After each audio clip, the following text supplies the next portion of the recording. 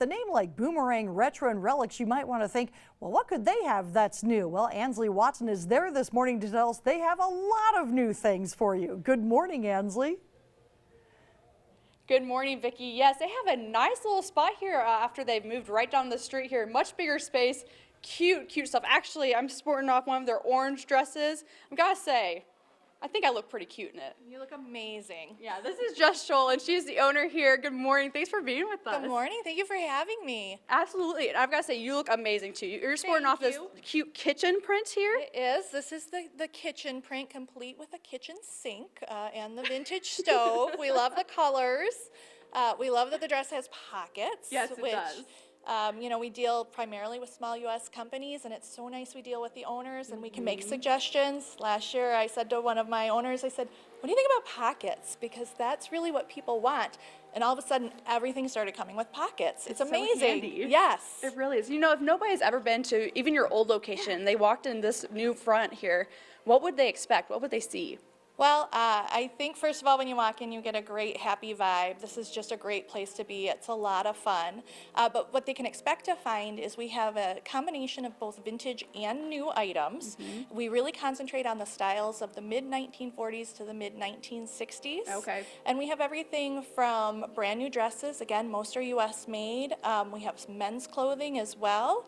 We have housewares, furnishings. We deal with a lot of Michigan companies, so we have a lot of Michigan travel items like souvenir glasses, coasters that are made in Detroit, stickers, and then we have a whole bevy of vintage barware. We love barware, so cocktail glasses and things of that sort.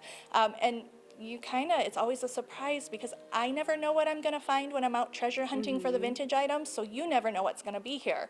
It's always a surprise, and it's always fresh, which is a lot of fun. You know, you just opened your store, what, a couple years ago, you said? About 2.5 years ago. And what's kind of the audience? Who comes in here?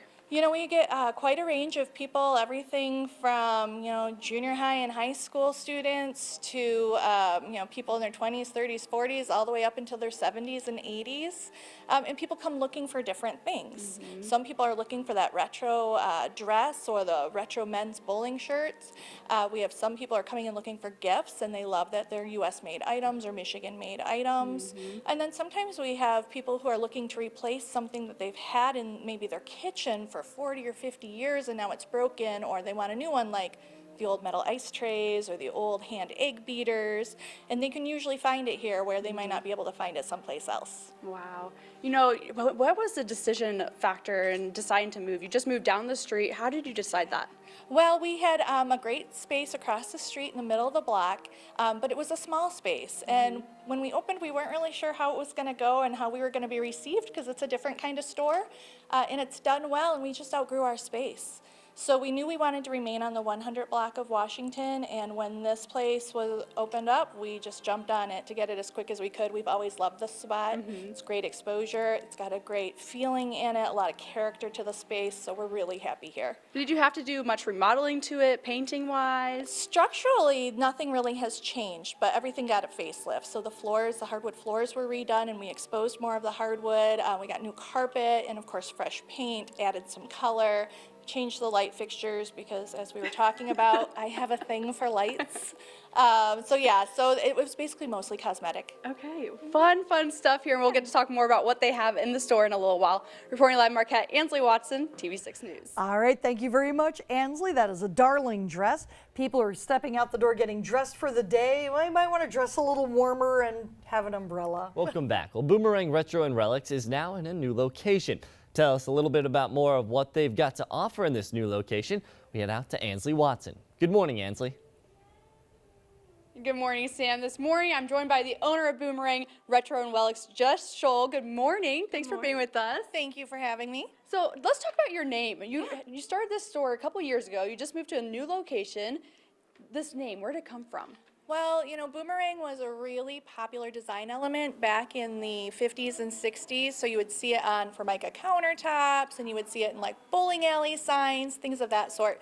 So it was really popular in that respect. And then the other thing is just the word boomerang. When you think of an actual boomerang, like in Australia, there are things that go out and come back. And that's kind of what we see with a lot of vintage items and vintage style, is that it'll be popular, it'll go away, and then it'll come back again. Of course. Now we are wearing a couple of the dresses that you have in here. We're talking about the fruit. The fruit is actually a really big style. We have the cherries. I'm wearing oranges. Why is that? You know, every decade has something that's very iconic for it, and back in the 50s it was a novelty print, and fruit was really popular. So like you mentioned, the oranges, the cherries, we've seen lemons, we've got me in the kitchen print. We'll see cats that'll come through on things, or even fish. So it was just a really popular style of the day. Now we're looking at some more outfits here. Kind of talk to us about this. This is a typical style for what era, I guess you'd say? Yeah, these are very reminiscent of the 50s. You're looking at the very full skirt on the dresses, as well as on the skirt, and we've got the pinup motif on the blue skirt over there, which is a lot of fun. And then with the men's, this is a bowling style shirt. Okay. And again, these are small U.S. companies that make these for us. We've got the pinup girls here on the far right, and of course, very, very classic. Everybody loves a pinup girl. And on the far left here, we have more of a sedate, just with the starburst, which again is a very classic design element for the late 50s and 60s when we're talking about the space race, and what was very in the forefront of everybody's mind then. So you'll see a lot of that very atomic design. What kind of comments do you hear when people walk in? You get all kinds, I'm sure. We hear all kinds of things. We have, my favorite is when people come in and they say, "This is the best store I've ever seen, and it just makes me so happy to be here." We have other people who say, "This looks like my grandma's basement." And I say, that's okay. That's kind of what we're striving for. And I usually tell them their grandma probably has a really cool basement. Yeah, probably. So we just hear all kinds of things. I had someone come in the other day during our grand opening, and they said, "This looks like a store you would see in Chicago." And I was just surprised. I'm like, "Really? You think so?" So I was just very excited with the turnout that we had, and everyone has nice things to say, which is wonderful. I mean, you have new stuff here, you have old vintage stuff, used stuff, but it's all great, great items. In fact, you're carrying a new thing that you just got. What is this? This is a leather beer sleeve. It goes on a pint glass, and we figure for all our craft beer lovers that they would really enjoy it, would make a great gift. But it has a decoration on the front, which is embossed, and then on the back it has a saying. This one says "Down the Hatch," and it has the anchors on the front. But it's just a unique gift that we hadn't seen before, so when we came across it, we were very excited. Again, it's an Oregon company that designs these, and we just thought they were a lot of fun and something different.